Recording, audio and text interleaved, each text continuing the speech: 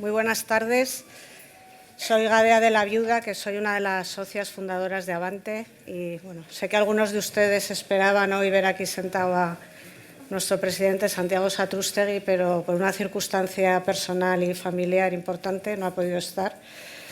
Y bueno, ayer Santiago, que sabéis que es osado y valiente, me pidió que le sustituyera hoy en este coloquio y diálogo con el juez Manuel García Castellón. Y bueno, aquí estamos. Les doy las gracias por estar aquí, por su interés y sobre todo les pido benevolencia porque lógicamente no tengo ni las tablas ni las capacidades de Santiago en estas lidias, pero tengo la suerte de tener aquí al juez Manuel García Castellón, que tiene tantas cosas que contarnos que no se me va a notar mucho. Entonces, nada, yo quería darte la bienvenida.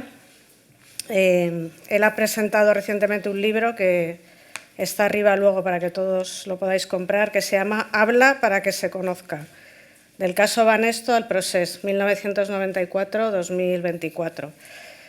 Y la verdad es que para los que vivimos no solo pegados a los mercados, sino también pegados a la actualidad, yo no sé la cantidad de veces que habremos oído el nombre del juez García Castellón, yo creo que más de cientos de veces. Por tus manos han pasado la instrucción de muchos casos, de los más mediáticos, de la justicia española, por lo menos en la democracia, y de repente, después de 46 años y medio de ejercicio profesional, decides escribir este libro. ¿No has tenido suficiente? Bueno, buenas tardes a todos. Y lo primero, dar las gracias a Avante y a ti, desde luego. Y daros las gracias, desde luego, por esta oportunidad. Después quiero dar las gracias también a Verónica, no sé si está por ahí, Verónica, puro corazón y pura inteligencia, que me ha ayudado lo que no está escrito. Ella trabaja para Planeta y la he tenido siempre conmigo y con mi hijo, que me ha ayudado también lo indecible.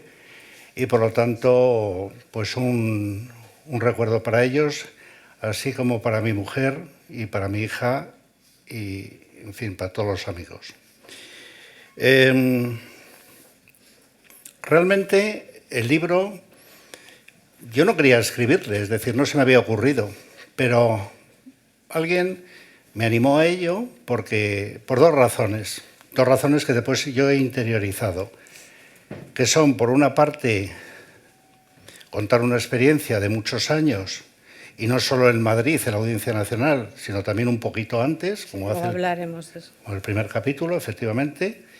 Contar esa experiencia por si podía servir para conocer mi verdad, la mía, porque se han contado tantas falsedades y tantas mentiras, dependiendo quién era el afectado por unas investigaciones, que yo quería contar mi verdad, como digo. Eso en primer lugar. En segundo lugar, por el momento político que vivimos, que yo creo que es extraordinariamente grave. Después hablaremos de ello si quieres, pero estos serían los dos enunciados de la razón del libro.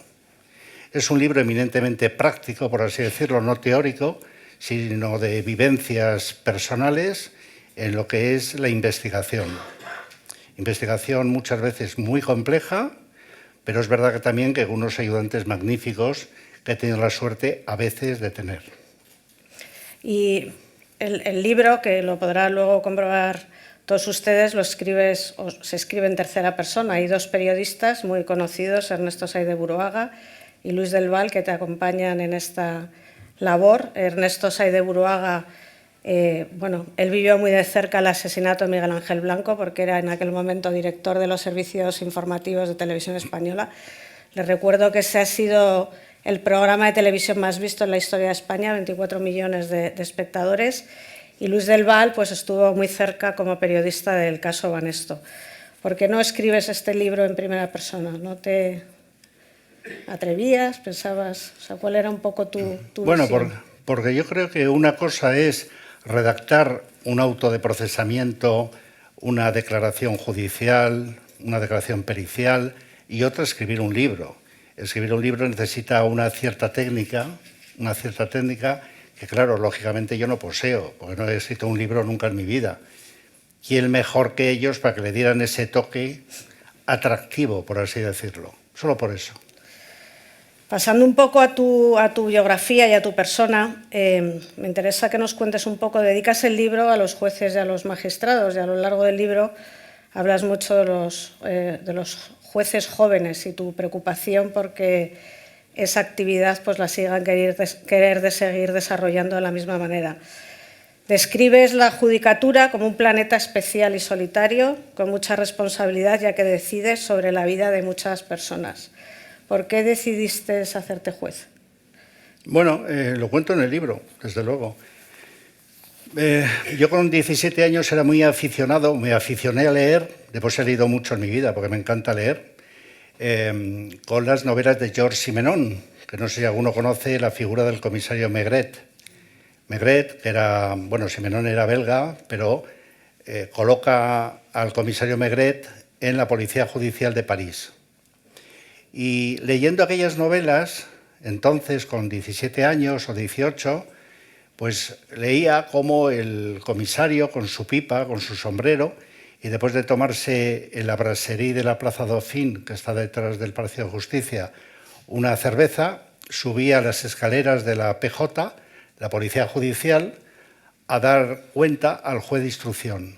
Yo no sabía qué era el juez de instrucción y prácticamente no sabía lo que era un comisario, pero me gustaba esa cercanía de los dos mano a mano, contando lo que había hasta ese momento descubierto el comisario y cómo el juez de instrucción dirigía por aquí o por allá la investigación.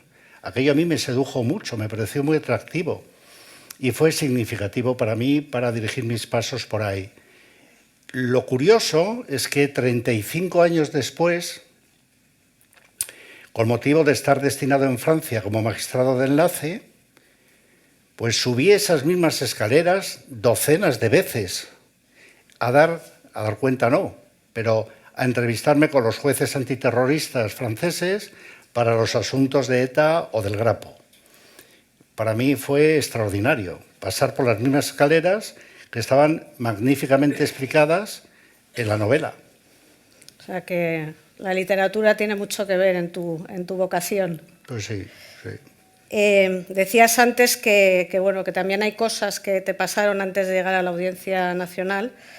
Estuviste como juez de instrucción en Valladolid y ahí tuviste un momento que tú mismo cuentas que para ti fue de gran impacto en lo personal y en tu carrera profesional, que fue el asesinato de Olga Sangrador.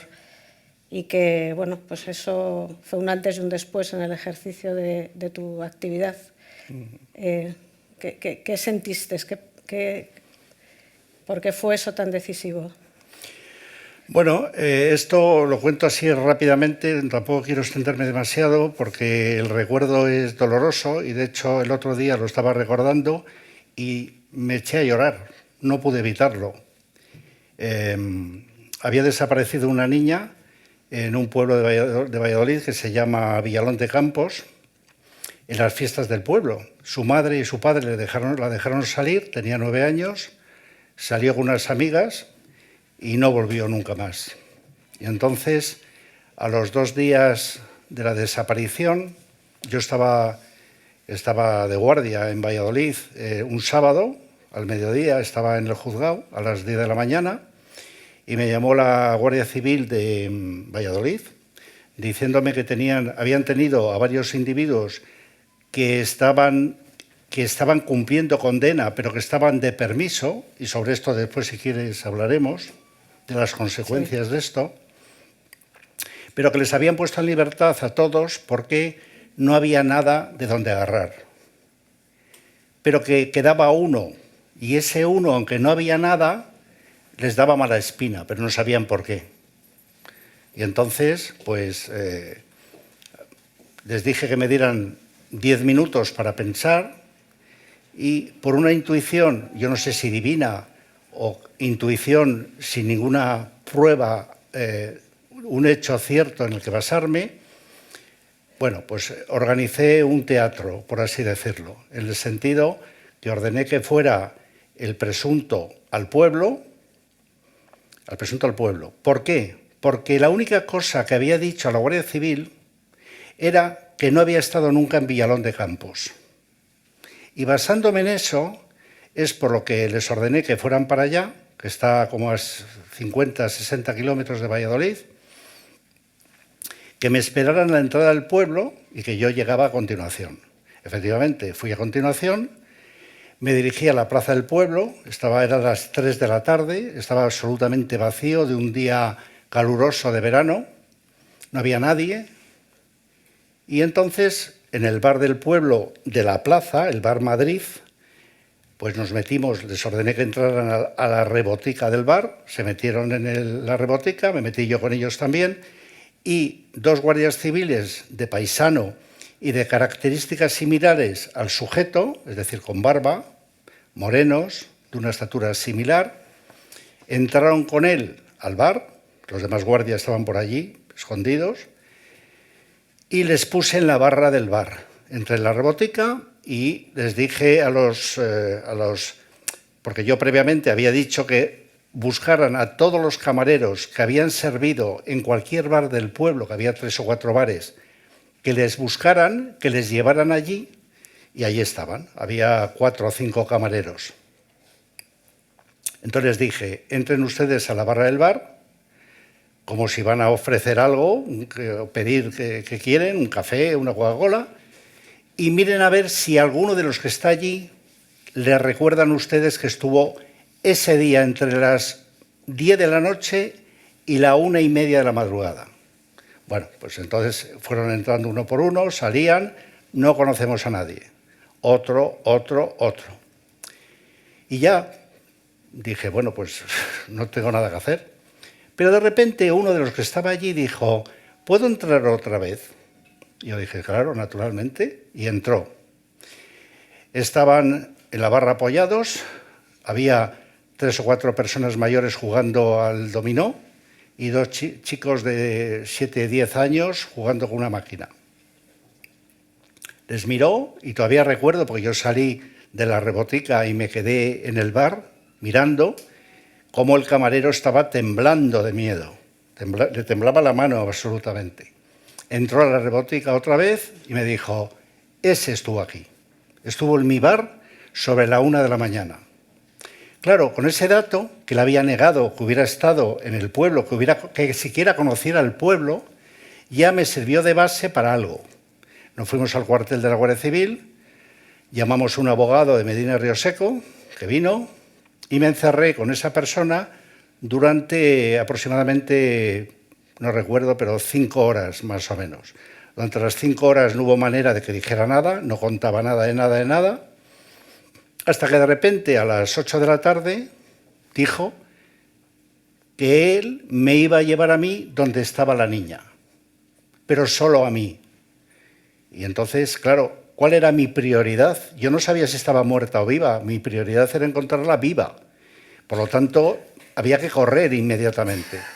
Bueno, pues entonces le dije que yo no podía ir con él a solas, porque primero estaba detenido y segundo un conductor que nos llevara. Bueno, total, que el camino eran de 100 kilómetros, porque esto era en Tudela de Duero, cerca de Valladolid, pero el problema que se planteaba es que si él durante ese recorrido, saliendo del ambiente del interrogatorio durante 5 horas y ya en un coche metido, se daba cuenta que él se estaba poniendo la soga en el cuello por el hecho de que me llevaba donde estaba la niña, viva o muerta, la principal preocupación era que no pensara un solo segundo en nada, que no pensara en nada, porque si pensaba, podía decir, no le llevo.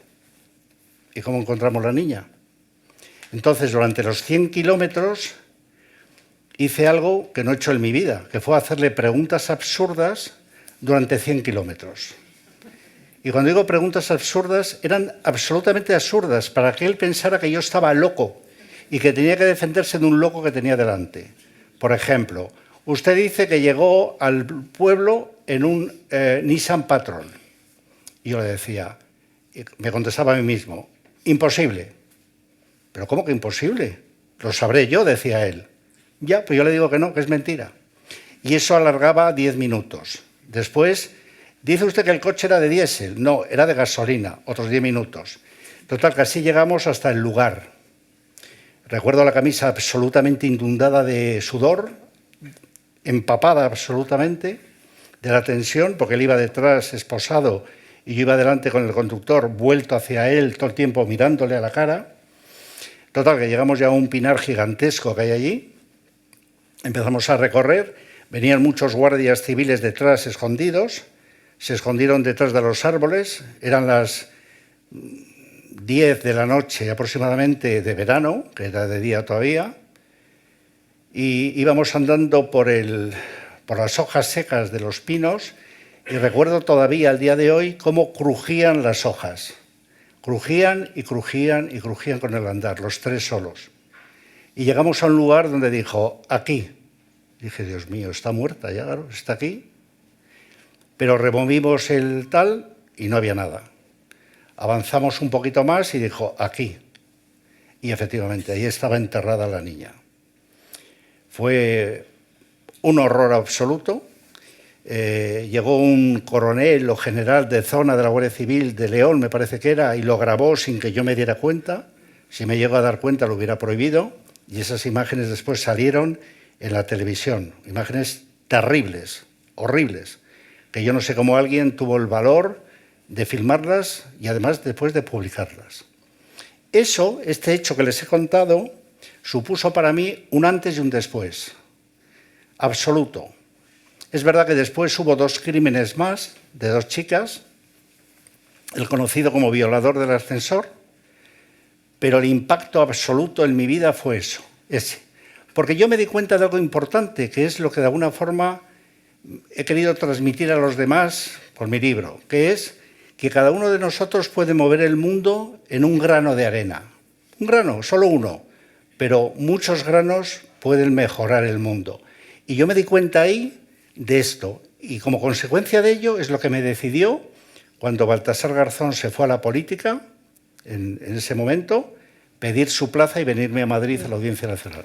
Sí, te vienes a Madrid a la Audiencia Nacional, como dices tú, con la boina puesta desde Valladolid, porque cuando llegaste a Madrid dices que conociste el mundo de las sombras con tu entrada en la Audiencia Nacional, y cuando vuelve Baltasar Garzón de la política, pues solo está 7 meses, a ti te vas como juez de apoyo de delitos monetarios y lo primero que cae en tus manos es el caso Banesto, que todos recordamos los que estamos aquí por razones de edad.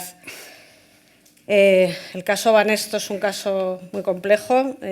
Durante el caso Banesto tú sufres de todo, difamación, casi recusación, sobornos, te entrevistas con el rey, con Suárez. Es un momento en el que, ¿qué te gustaría, en esto que nos dices tú de que hay que conocer, que no se conoce, qué te gustaría contarnos sobre el caso Banesto?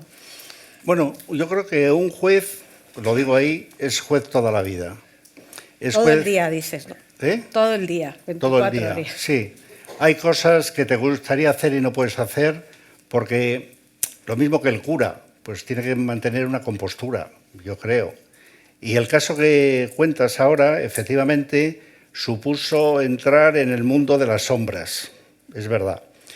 ¿Por qué? Porque en relación a lo que les he contado ahora mismo de la niña esta, con motivo de la investigación, un día de esos, apareció un reportaje en la revista Época, en la cual un periodista muy conocido, pues después de llamarme de todo menos bonito, de todo, absolutamente, había un recuadro en él, un recuadro que ocupaba media página, donde decía que sí, este juez resolvió el caso del asesinato de la niña Olga Sangrador, pero lo hizo porque ordenó a un guardia civil que le pusiera una pistola en la cabeza.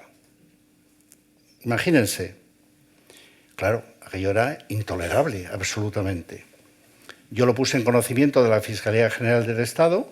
El fiscal general del Estado me mandó a 2 fiscales mayores para mí entonces a que me preguntaran. Yo dije que naturalmente no había hecho semejante cosa. Y entonces el fiscal mandó a otro fiscal que fuera a la cárcel de Herrera de la Mancha, donde estaba interno el asesino, condenado a 70, 80 años de prisión, para que le preguntaran si era verdad que yo había ordenado ponerle una pistola en la cabeza. Y claro, lo fácil es que hubiera dicho él que sí, porque eso hubiera supuesto la anulación del procedimiento. Hubiera supuesto echarlo abajo todo. Y lo fácil es que hubiera dicho que sí, pero de forma sorprendente dijo que no era verdad. Que no era verdad. Entonces, la Fiscalía General se querelló contra este periodista por un delito de desacato, el que calumniare, injuriare, insultare o amenazare. En este caso, un juez. ¿Pero qué pasó? Que al mes siguiente el ministro de Justicia, Belloc, despenalizó el desacato y dejó de existir. Me llamó el juez de Plaza Castilla, donde estaba la querella de la Fiscalía, para decirme que si quería seguir tenía que ser yo personalmente. Y yo no tenía ganas de hacerlo personalmente, porque eso, en un trabajo como el que yo tenía, lo hace todo mucho más complicado y mucho más difícil, y me juego una recusación.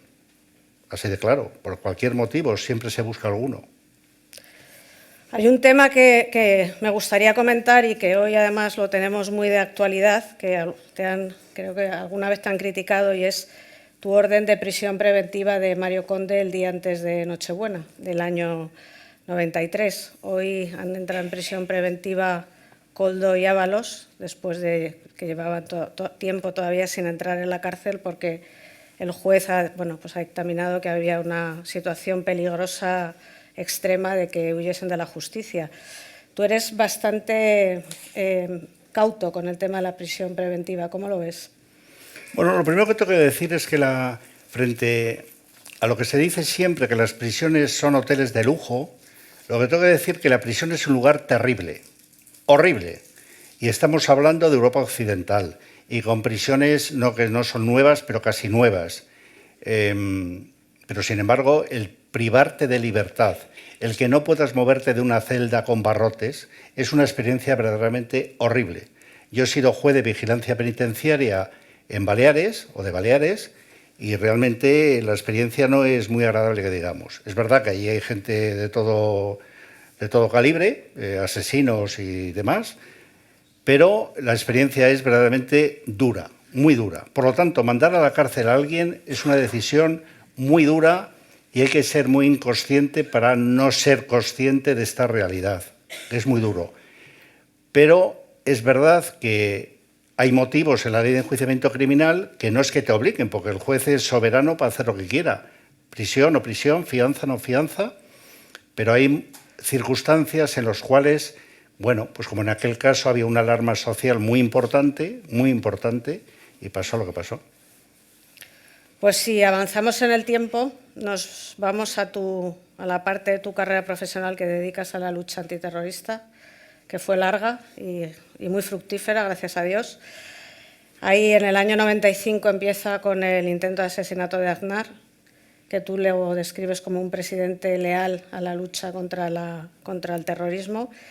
Y en el año 97 relatas en el libro, que la verdad es que les recomiendo que lo lean porque es bastante espeluznante, pues todas las 48 horas del secuestro y luego asesinato de Miguel Ángel Blanco, en que pues España no podía claudicar. ETA nos estaba echando un pulso y yo creo que nunca ha habido un despliegue de cuerpos de seguridad del Estado tan grande como en aquel momento. ¿Eso cómo lo viviste?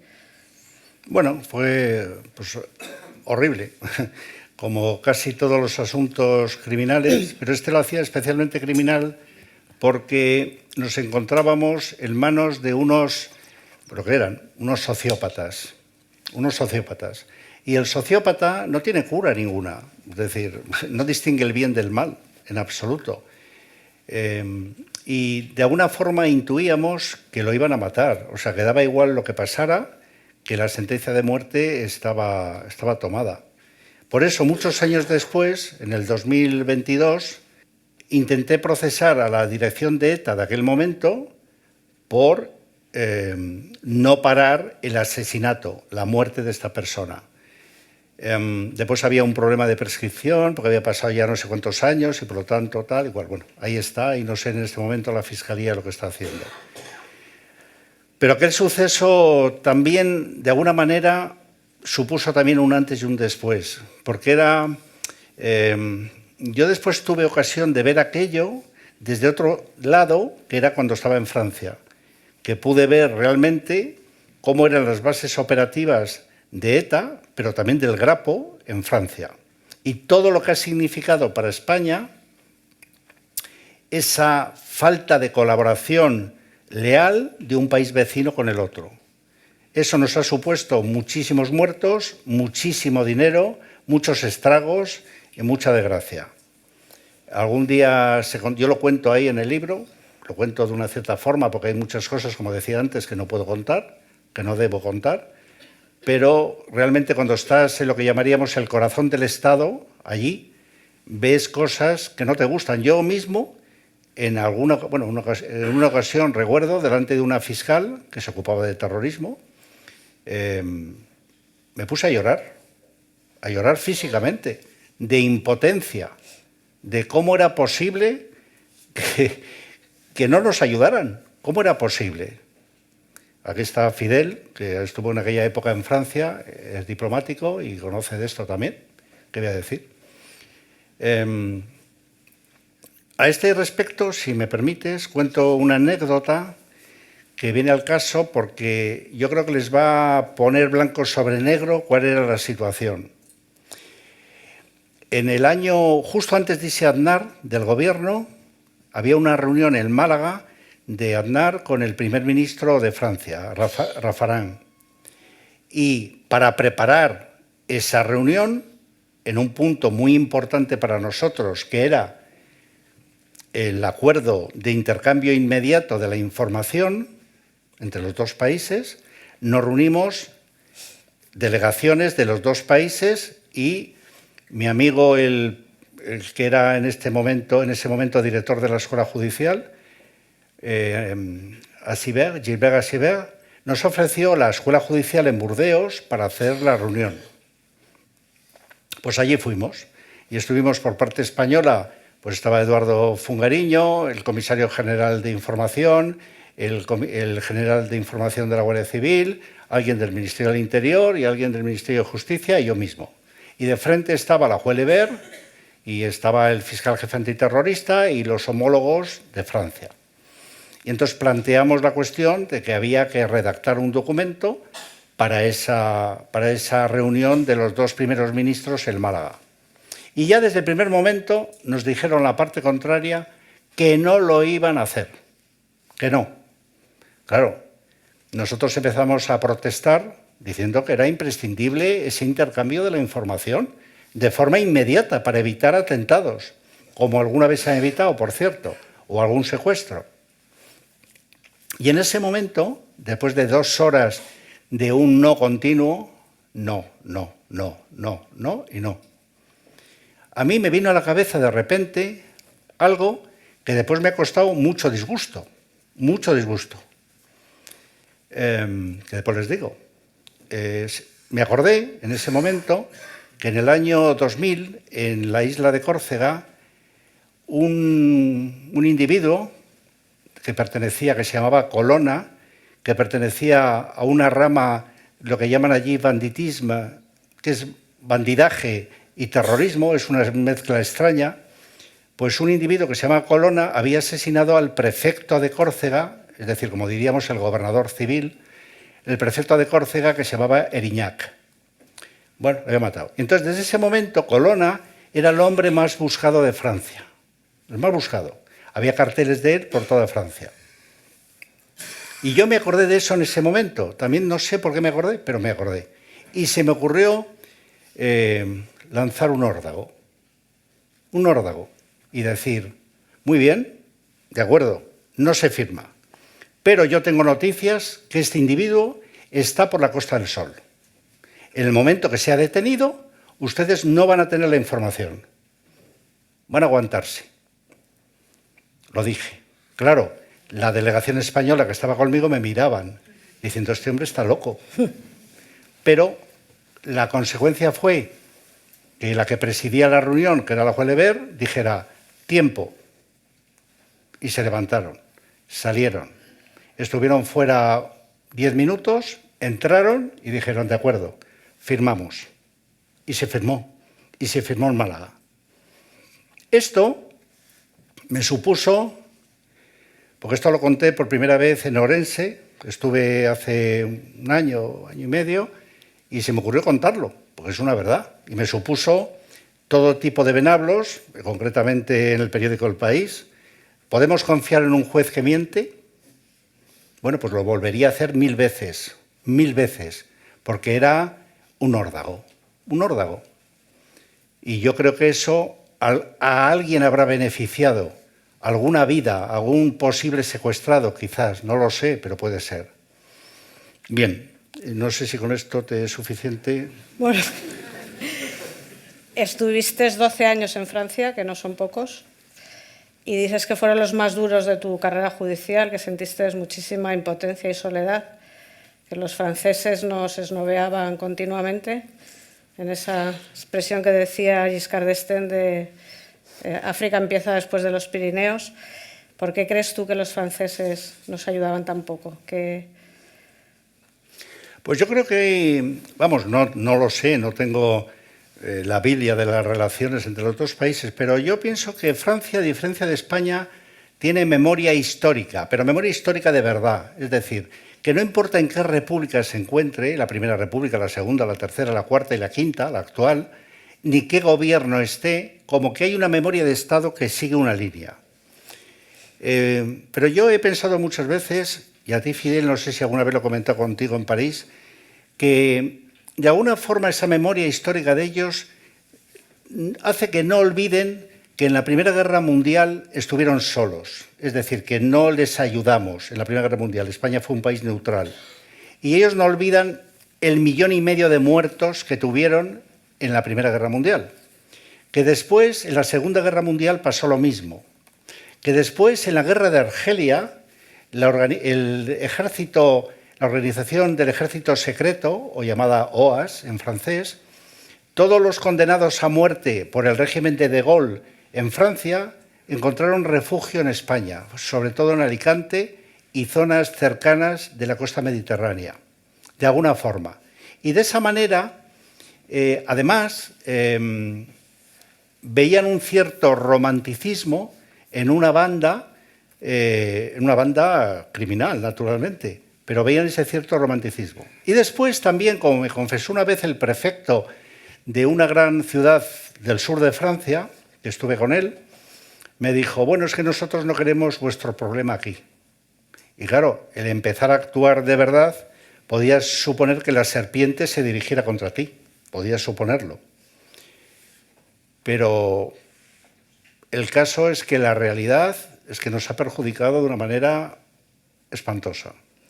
Bueno, yo creo que en cualquier caso tus 12 años allí fueron tremendamente fructíferos, sobre todo en lo que a las extradiciones se refiere. O sea, pasábamos de pocas extradiciones a cientos con tu ayuda desde Francia. Y yo sé que fueron duros, pero ¿no sientes una gran satisfacción personal de aquella época? Solo recuerdo mucho dolor, porque París es estupendo para ir de turista y pasear por las calles y un restaurante y un museo, y es maravilloso. Pero realmente cuando te metes es un poco como cuando ascendí de juez a magistrado, que fui destinado, como he dicho antes, de juez de vigilancia penitenciaria y juez de instrucción también, los dos, en Baleares, en Palma de Mallorca.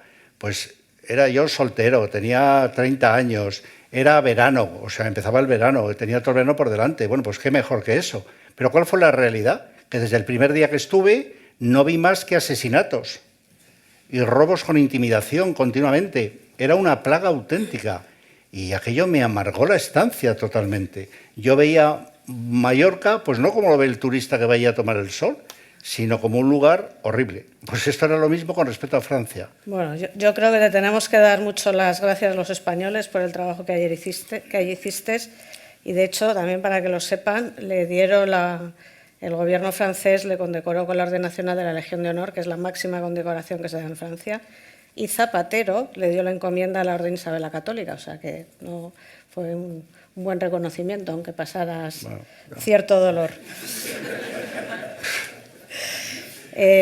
Lo hizo también en Francia, que Ruiz Gallardón le manda a Italia a hacer lo mismo, pero ahí está poco tiempo y a los 64 años decides que es momento de volver a España, vuelves a la Audiencia Nacional y entonces te caen todos los casos de anticorrupción. A mí me gustaría, antes de que nos metamos en la anticorrupción, que des una breve pincelada de la Audiencia Nacional, porque yo creo que mucha gente posiblemente no sepa el origen de la Audiencia Nacional y por qué en la transición se crea la Audiencia Nacional, que luego pues tiene mucho que ver en las relaciones con el poder político. Bueno, la Audiencia Nacional, los más mayores se acordarán, es la sucesora del Tribunal de Orden Público, el TOP. El Tribunal de Orden Público era un tribunal político que de alguna forma se ocupaba del terrorismo y de crímenes graves. Y entonces, cuando llega la muerte de Franco y la transición, pues el 4 de enero del 77 se transforma el TOP en la Audiencia Nacional. Ahí aprendí, yo creo que el Ejecutivo, o sea, el Gobierno, estuvo listo, porque podía haber cometido un error tremendo desde mi punto de vista, que era copiar sin más lo que había pasado en Italia. En Italia, la experiencia te decía que las Brigadas Rojas, la 'Ndrangheta, la Sacra Corona Unita, la Camorra, la Cosa Nostra, se dedicaban a matar a los jueces y a los fiscales porque ellos vivían en los lugares donde se cometían sus tropelías. Por ejemplo, Palermo, Catania, Siracusa y, ¿por qué no?, Roma y Milán también. Y entonces aprendió eso bien el gobierno español y constituyó o instituyó la Audiencia Nacional en Madrid, concretamente en la calle Génova. ¿Por qué? Porque eso hacía que tu anonimato en una ciudad grande como Madrid fuera mejor, más anonimato, que por otra parte el servicio de seguridad que se proporcionaba a los jueces y a los fiscales era importante, porque no estamos en una capital de provincia, no estamos en Bilbao, por ejemplo, o en San Sebastián. Y recuerden el caso del asesinato del presidente de la Diputación de San Sebastián, Araluce, que llevaba 6 personas de escolta y los acribillaron a todos en la avenida de España, después llamada Avenida de la Libertad, en San Sebastián. 6, más él 7, murieron. Creo recordar que eran 7, a lo mejor eran 6. O sea que no servía de mucho el tener esa escolta porque te liquidaban. Y como se aprendió de eso, pues se constituyó allí, ya te digo, en Madrid, con un servicio de seguridad muy importante, lo cual no ha quitado que alguna vez, recuerdo una, se descubrió en un baño, escondido en un sitio del baño, una pistola que estaba allí puesta, esperando que alguien la cogiera para hacer no se sabe qué. Pero efectivamente fue un acierto. Es verdad que nada más instituirse y empezar a dirigirte contra el poder que fuera, hay muchos poderes, empezaron ya la deslegitimación de la Audiencia Nacional. Es un tribunal especial, cuando la realidad es que es un tribunal especializado, no especial, porque el juez natural es el juez de Bilbao o de Azpeitia, pero no un juez de Madrid. Eso era una trampa evidente. Es decir, el juez que reside en Azpeitia, por cierto, yo estuve en Azpeitia, vamos, si te quieren matar es cuestión de 2 minutos, naturalmente, y aquí es más difícil. Pues con 64 años vuelves a la Audiencia Nacional y te caen todos los casos de anticorrupción, Púnica, Lezo, Villarejo, 47 piezas, La Kitchen, ahí hay de todo, políticos, policías, empresarios, el rey, todo tipo de líos. ¿Cómo se lidia eso? O sea, porque me imagino que ahí sí que las presiones... Tú siempre dices que no hay presiones directas, que todas las presiones que has tenido en tu vida son indirectas, pero aquí hay mucha tela, que se suele decir, ¿no? Sí. Presiones directas no. Realmente así, directas, yo no he visto nunca, excepto quizás, sí, una. Y la voy a contar. Con motivo del asunto de los GAL, que todos se acuerdan, con el asunto de los GAL, Baltasar Garzón, que era el que lo investigaba, se fue a la política, como hemos dicho antes. Naturalmente, que al ir yo a sucederle a él, me cayó a mí el tema del GAL. Lo que pasa es que estuve muy poco tiempo con él, porque volvió en 7 meses, como decías tú antes, o por ahí. Y entonces, cuando él volvió, de forma más o menos rápida, citó al secretario de Estado de Interior a declarar. Y el secretario de Estado de Interior, a través de sus abogados, le recusó. Presentó una serie de motivos para recusarle, para que no tuviera que declarar ante él. ¿Cuál era el problema entonces, que después se ha cambiado? Que el que resolvía la recusación de él era otro juez central, otro juez central de instrucción. De tal manera que si el juez central lo recusaba, el asunto era para ti, te quedabas tú con él. Y si no lo recusaba, pues volvía a él, naturalmente. Bueno, total que se presentó y, desgraciadamente, me cayó a mí. Yo tenía que resolver la recusación. Entonces me acuerdo que había una serie de motivos, me los leí para arriba, para abajo, tal, y me di pues un día o dos para meditar un poco sobre el asunto, como creo que debe hacerse siempre. Un año antes, volvemos un año para atrás, un año antes, yo era entonces muy aficionado a la bicicleta de montaña y me iba mucho a Navacerrada a subir y a bajar con ella por ahí. Y yo me encantaba la bicicleta norteamericana Trek, la marca Trek. Y pregunté en Madrid que cuánto costaba la que yo quería, que era una bicicleta pues normal, pero Trek, de montaña. Y me acuerdo que me dijeron que costaba 50.000 pesetas. Y dije yo, qué barbaridad. Digo, no la puedo comprar. En esos días, casualmente, me presentaron a un señor que resulta que era abogado y tenía despacho no solamente en Madrid, sino también en Estados Unidos.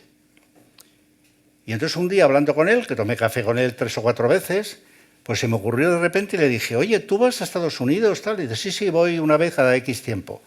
Digo, pues ¿te importa preguntarme qué vale esta bicicleta? Está concretamente allí en Estados Unidos.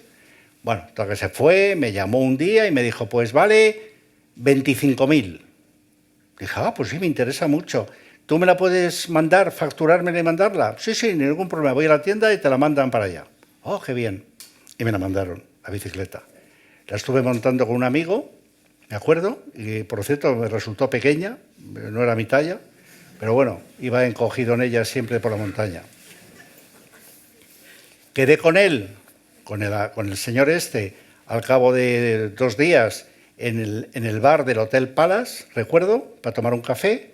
Le di las 25.000 del ala, más lo que fue el transporte, que sería, yo que sé, no me acuerdo lo que fue. Y nada, muchas gracias, encantado, adiós. Se acabó. Pasa un año y vamos al punto este que estábamos antes. Y estoy en el despacho y aparece un comisario de Interior que conocía de haberle visto por allí. ¿Qué tal, Manuel? ¿Qué tal? Bien. ¿Puedo pasar? Pues sí, pasó allí. Y me pregunta, ¿qué tal va el asunto de esto, de la recusación? Pues nada, ahí lo tengo para resolverlo. Ya. ¿Y sabes lo que se dice en el Ministerio del Interior? Dije yo, malo. Pues se dice que el Ministerio del Interior, con fondos reservados, te compraron una bicicleta de 1 millón de pesetas. Así. Claro, yo hacía poco tiempo que estaba en Madrid y, como digo antes, venía con la boina del pueblo, porque yo en ese momento debía haberle echado a patadas del despacho. Pero yo soy una persona educada y no me atrevo a esa violencia. Y entonces, claro, le sonreí, digo, no, costó 25.000 y se lo pagué a este señor, yo dando explicaciones, una cosa ridícula, lo sé. Y quedé con este señor en el bar del Hotel Palace y se lo pagué. Y me mira y me dice, ¿tienes recibo? Dije, ostras, Pedrín. Digo, no tengo recibo. ¿Cómo voy a pedirle un recibo? Vamos, ni se me pasó por la cabeza. Se fue, me senté y denegué la recusación. Ese era el mundo de las sombras, una de ellas, pero esa sí que fue directa. Sí, en relación a los temas de anticorrupción, y yo creo que todos estamos muy sobre ello, hablas también del tema que llamas la pena del telediario, que tú has sufrido y que crees que, bueno, pues que se sufre en muchos casos también de manera injusta, ¿no?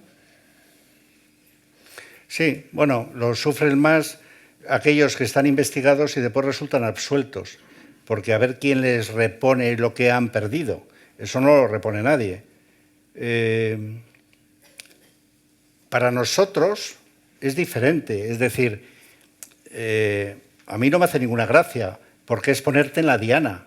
Es decir, a mí no me gusta que mi cara sea conocida. Si tengo la mala suerte que mi apellido sea conocido, por lo menos la cara no, porque te expones a que alguien te pegue un bofetón por la calle, cualquier exaltado, y más en estos tiempos, claro.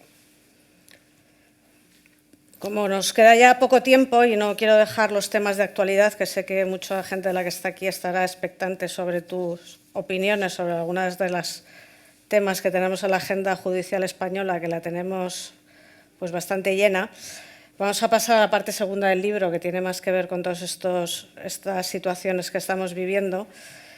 Y bueno, la justicia y la política siempre han tenido un entendimiento pues difícil y no muchas veces con intereses contrapuestos, pero tú hablas en el libro de que a ti lo que más te preocupa es que hasta fechas recientes la independencia del Poder Judicial era atacada desde fuera y que ahora es una independencia que está atacada desde dentro, desde los propios órganos y aparatos del Estado.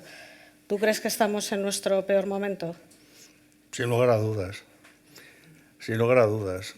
Es un momento que yo no esperaba ver nunca, pero que lo he visto, porque resulta que cualquier juez de cualquier lugar, da igual dónde, con más razón si estás llevando asuntos de poderosos, por así decirlo, pues sufre siempre las anécdotas que he contado, acordaos de lo que os he dicho de la revista Época. Y a eso, de alguna forma, no es que estés acostumbrado, pero bueno, va de suave un poco. Es decir, ellos intentan de alguna forma que tú te calientes, que digas cualquier cosa o que inicies una acción judicial contra ellos para de esa forma recusarte y echarte del procedimiento. Y por eso es por lo que durante toda la carrera, en mi caso, vamos, siempre me he callado, nunca he hablado, jamás. He tenido que tragármelo yo, pero no había otro remedio porque el peligro era lo que estoy contando. Pero eran, por así decirlo, entre comillas, los que estaban siendo investigados. Pero claro, de repente nos encontramos que los ataques vienen del poder político, del Ejecutivo y del Legislativo. Es decir, es increíble, para mí es increíble. Y yo conservo amigos de Italia y de Francia, y algunas veces alguno me llama y me pregunta, ¿pero qué está pasando? ¿Qué? Les cuento una anécdota de cuando llevaba, al principio de llegar a la Nacional, llevaba la investigación del asunto Pinochet, que estuve con ello 3 años y medio, hasta que se lo pasé a Garzón, porque había lo que se llamaba la Operación Cóndor, que era de 3 países del Cono Sur, que estaban coordinados, y por lo tanto, como él llevaba esa parte de Argentina, pues se lo pasé a él en ese momento. Pero durante 3 años y medio lo estuve llevando yo, y vino mucha gente de Chile para acá. Hubo un momento en el que en Washington habían matado a un señor, que no sé si se acordará alguno de ustedes, que se llamaba Orlando Letelier. ¿Se acuerda alguno? Orlando Letelier y su ayudante fueron asesinados por una bomba lapa en el coche en Estados Unidos. Y los asesinos habían sido detenidos después y estaban presos en Estados Unidos. Entonces, para interrogarles a ellos, me desplacé a Washington. Y allí, en la sala de vistas del Tribunal Federal de Washington, todo madera, tal, estaba un fiscal norteamericano, que era el que tenía que acompañarme a mí, porque el juez federal me había autorizado a ir, y estaba el fiscal a lo mío. Y entonces yo les preguntaba a los individuos estos con un intérprete. Bueno, no, eran de lengua española, sí. Total, que les estaba preguntando, acabó después de un día la declaración de todos ellos, que eran 3 o 4, y cuando acabó, que ya habíamos terminado la cosa, le dije al fiscal que quería darle las gracias y saludarle al juez federal de Washington. Entonces él me miró con ojos absolutamente así de grandes. ¿Cómo? ¿Que quiere usted ver al juez federal? Pues sí, quería darle las gracias. Eso es imposible. ¿Ver al juez federal? El juez federal es Dios. No se le puede ver. Digo, oye, ya, pero vamos a ver. Yo también en pequeñito soy juez federal. Porque, claro, también tengo jurisdicción sobre todo el territorio nacional. Por lo tanto, no sé, y es muy amable y yo quiero darle las gracias. Mire usted, de verdad, olvídese, eso es imposible. Tal. Bueno, al final le convencí y fui a verle a su despacho, todo de madera, todo libros, biblioteca, maravilloso. El hombre fue encantador conmigo, le di las gracias y le dije cuando quisiera cualquier cosa que por supuesto me tenía a su disposición. Eso fue todo. Pero claro, yo comparo eso, que el juez como intérprete de la ley lo que dice va a misa y si no, pues recurres. Pero permitirse insultarle, amenazarle, llamarle de todo menos bonito, hubiera supuesto el fusilamiento al amanecer.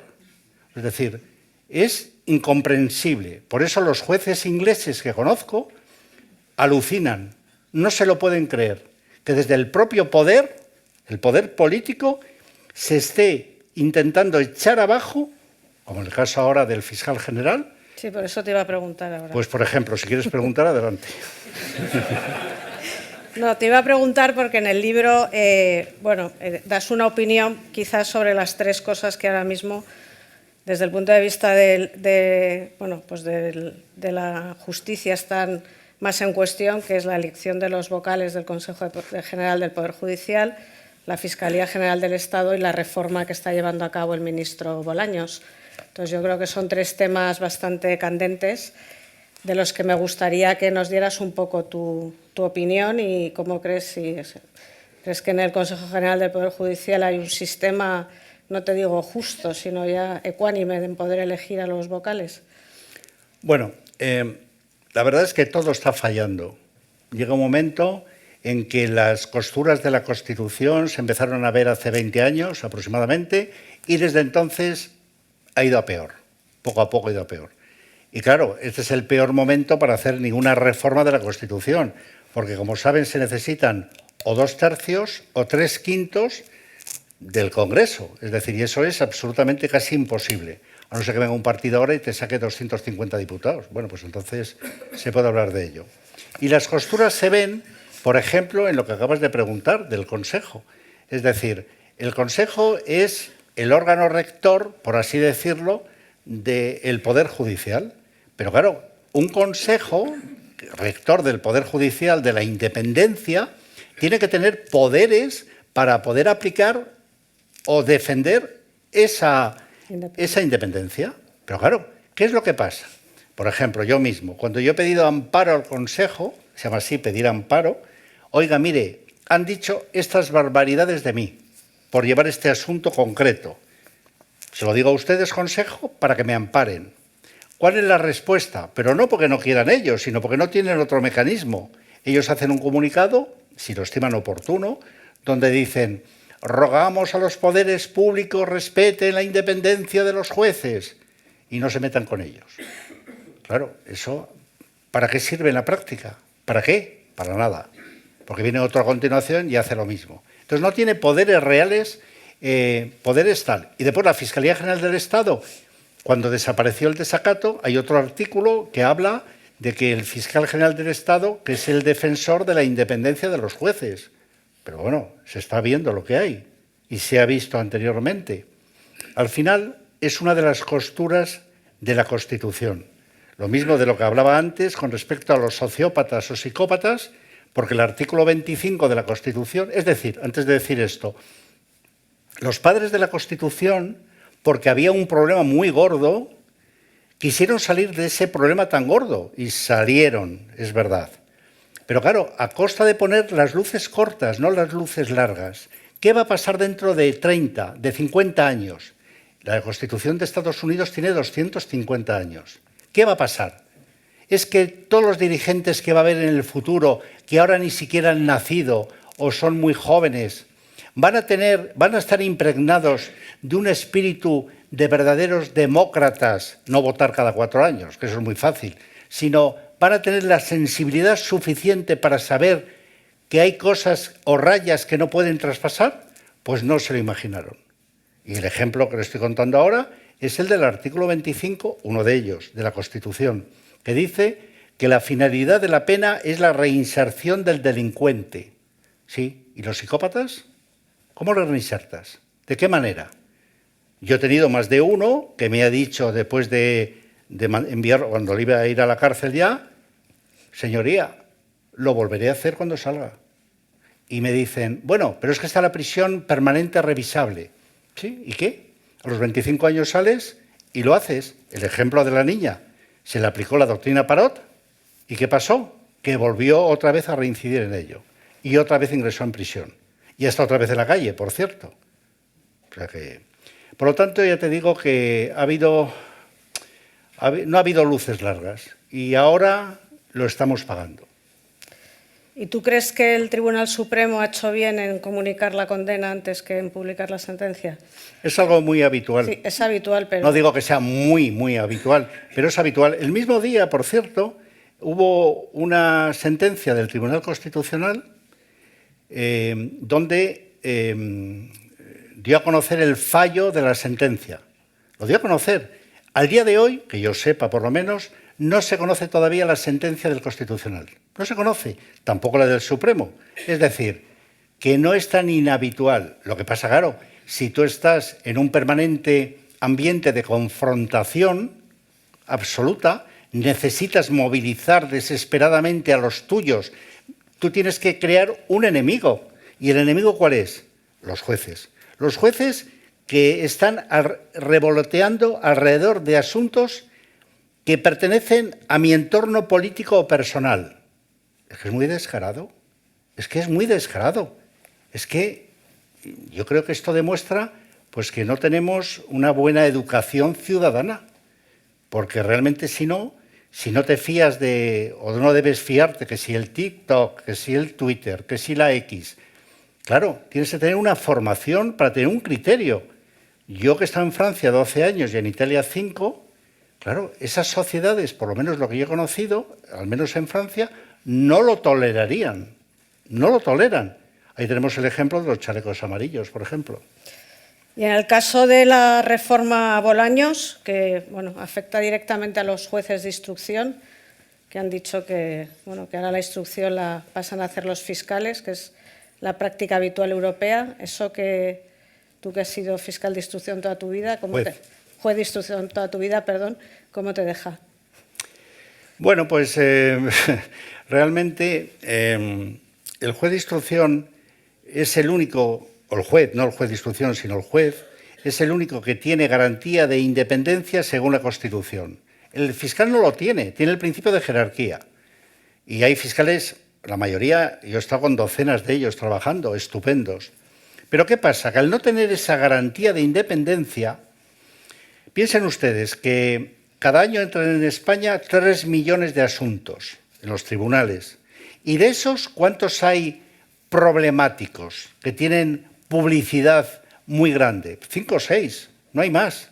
Claro, el problema no está en esos 3 millones, el problema está en esos 5 o 6. Entonces, en la justicia, como en tantas otras cosas, la forma es tan importante como el fondo. Y si un fiscal no tiene independencia, y lo que es peor, en el proyecto de ley que pretende el cambio del juez al fiscal, no recoges garantías de alguna independencia para el fiscal, pues la sospecha va a estar ahí permanentemente.